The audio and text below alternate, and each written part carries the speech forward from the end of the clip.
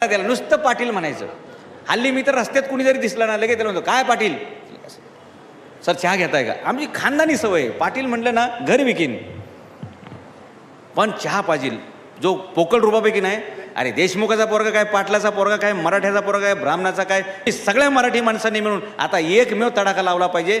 जे काय करायचं स्वतःचा उद्योगधंदा करायचा.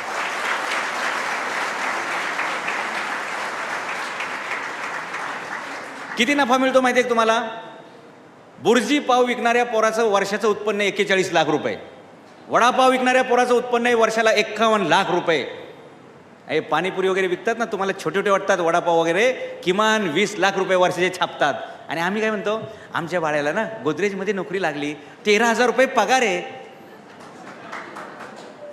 30 दिवस राबल्यावर 13,000 पगार. इथं 20 लाख रुपये ते पोरगं घेऊन जाते आणि ती राहतात एकदम साधी बरं का, अजिबात माज नाही काय नाही.